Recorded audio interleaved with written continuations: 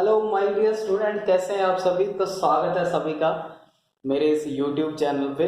तो चलिए आज हम एक नया टॉपिक शुरू करने जा रहे हैं जिसका नाम है इलेक्ट्रिक फील्ड लाइंस।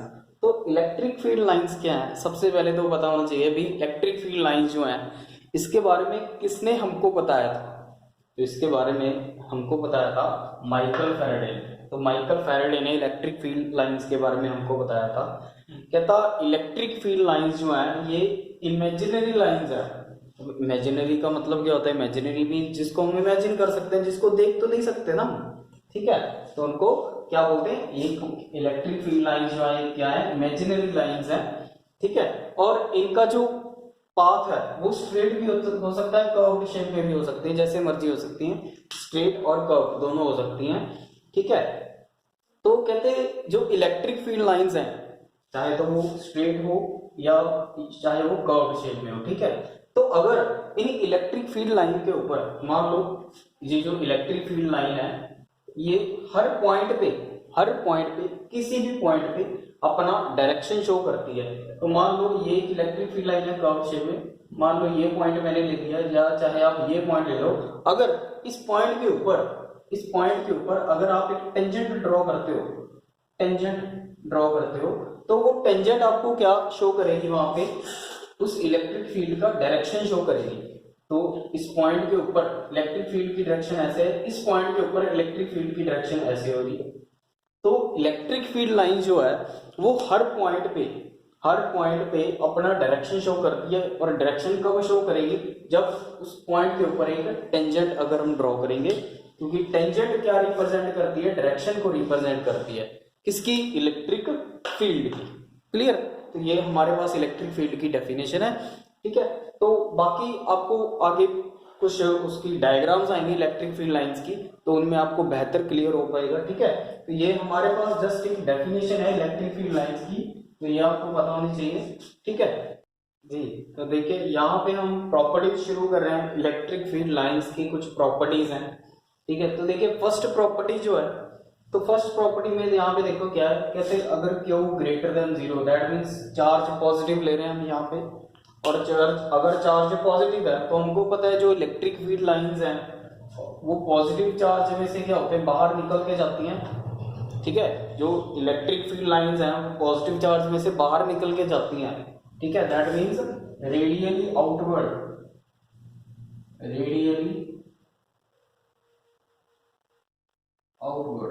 ठीक है। तो अगर चार्ज लेस देन 0 है तो दैट मीन्स नेगेटिव चार्ज की बात कर रहे हैं। और इसमें जो इलेक्ट्रिक फील्ड लाइंस हैं वो अंदर की तरफ आती हैं, दैट मीन्स इसमें जो फोर्स लगती है वो अंदर की तरफ लगती है, दैट मीन्स रेडियली इनवर्ड, ठीक है। तो ये आपने याद रखना है। या तो आप ऐसे भी कह सकते हो भी इलेक्ट्रिक फील्ड लाइंस जो हैं वो पॉजिटिव से शुरू हो रही हैं, ठीक है, और इलेक्ट्रिक फील्ड लाइंस नेगेटिव पे उनका एंड हो रहा है, ठीक है।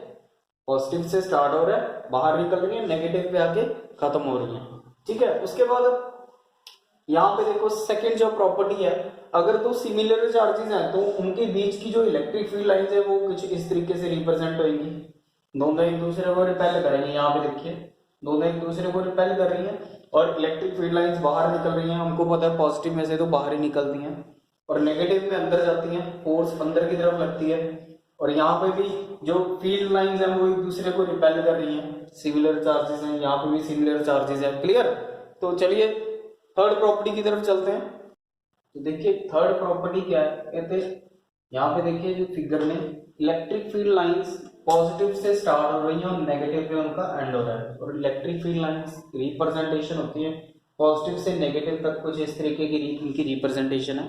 देखिए ध्यान से, यहाँ से पॉजिटिव से बाहर निकल रही है और नेगेटिव से अंदर की तरफ आ रही है, नेगेटिव की तरफ से अंदर से पॉजिटिव से बाहर निकल रही है, ठीक है। उसके बाद जो फोर्थ प्रॉपर्टी है, कहते दो इलेक्ट्रिक फील्ड लाइंस कभी भी एक दूसरे के साथ इंटरसेक्ट नहीं हो सकती।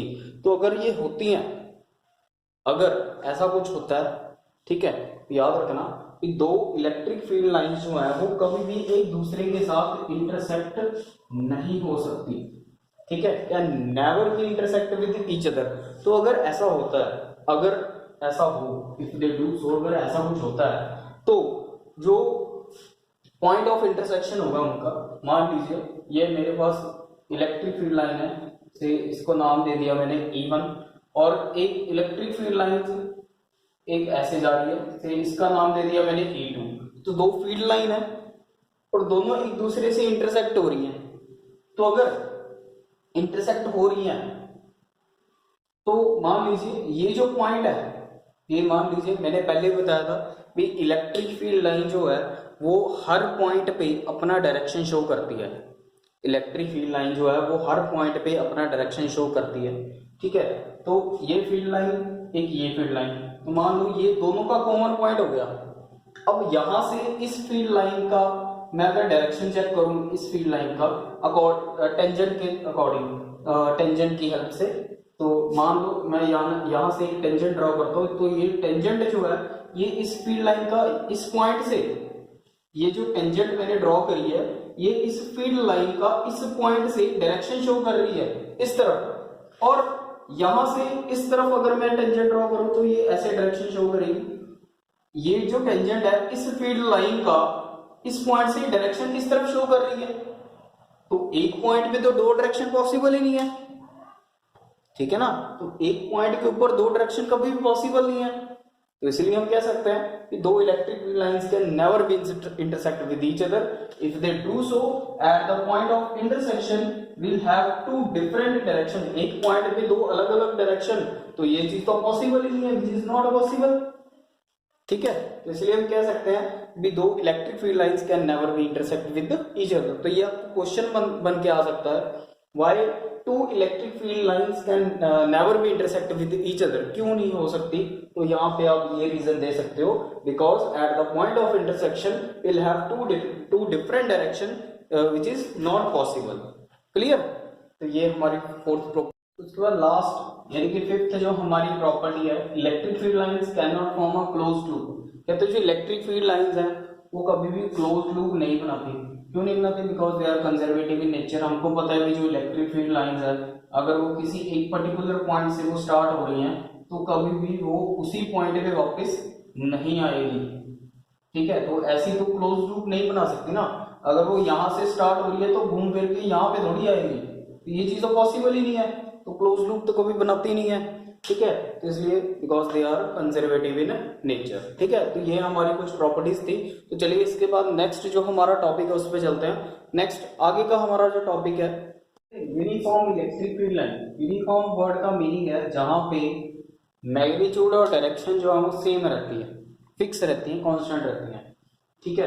तो कहते हैं इलेक्ट्रिक फील्ड लाइन यूनिफॉर्म कैसे? तो देखो कहते हैं इलेक्ट्रिक फील्ड लाइन के हर पॉइंट पे, इलेक्ट्रिक फील्ड यानी कि फील्ड लाइन के हर पॉइंट पे उनका जो मैग्नीट्यूड है, उनका जो मैग्नीट्यूड है और डायरेक्शन जो है वो क्या रहेगा?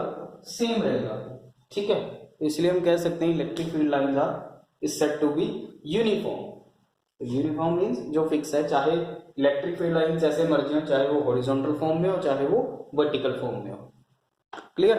नेक्स्ट हमारे पास है इलेक्ट्रिक डाइपोल। तो इलेक्ट्रिक डाइपोल क्या है? देखो कहते दो इक्वल और ऑपोजिट चार्जेस हैं, चाहे वो इक्वल चार्जेस हैं या फिर ऑपोजिट चार्जेस है, कोई भी ले लो, ठीक है। तो इक्वल एंड ऑपोजिट चार्जेस के बीच का जो गैप होता है, जो डिस्टेंस होता है, उसको हम क्या बोलते हैं? Electric dipole. तो इस 2A को हम क्या बोलेंगे? इलेक्ट्रिक डाइपोल, ठीक है। तो pair of two equal and opposite point charges separated by distance is called electric dipole. उसके बाद हम बात करते हैं इलेक्ट्रिक डाइपोल मूवमेंट की। तो इलेक्ट्रिक डाइपोल मूवमेंट हम डिनोट करते हैं P वेक्टर के साथ, ठीक है। P वेक्टर ये इसका सिंबल है। तो it is defined as a product of magnitude of one charge कोई भी हो सकता है, चाहे वो पॉजिटिव है चाहे वो नेगेटिव है। One charge, magnitude of one charge and distance between the charges, ठीक है। तो उसको हम क्या बोलेंगे? Electric dipole movement. That means according to mathematically अगर हम बात करें तो P vector equals to Q product of the one charge and distance between the charges, 2A vector, तो ये हमारा क्या है, electric dipole movement. Clear, P is equals to Q into 2a। तो अगर हम बात करें SI यूनिट की, तो SI unit of electric dipole movement, SI unit of electric dipole movement, electric dipole movement की जो SI यूनिट है वो क्या होगी, हमको पता है चार्ज की यूनिट क्या होती है, कूलम, चार्ज की यूनिट कूलम होती है। और डिस्टेंस की, ये हमारे पास डिस्टेंस है दो चार्जेस के बीच का, तो ऑब्वियसली डिस्टेंस की यूनिट क्या होगी, मीटर ही होगी SI सिस्टम में, तो इसकी यूनिट क्या आ गई, कूलम मीटर, कूलम मीटर। ठीक है, तो ये याद रखिएगा इस चीज को। ठीक है, तो आज के लिए बस टॉपिक इतना ही, तो मिलेंगे नेक्स्ट वीडियो में बहुत जल्द। ठीक है।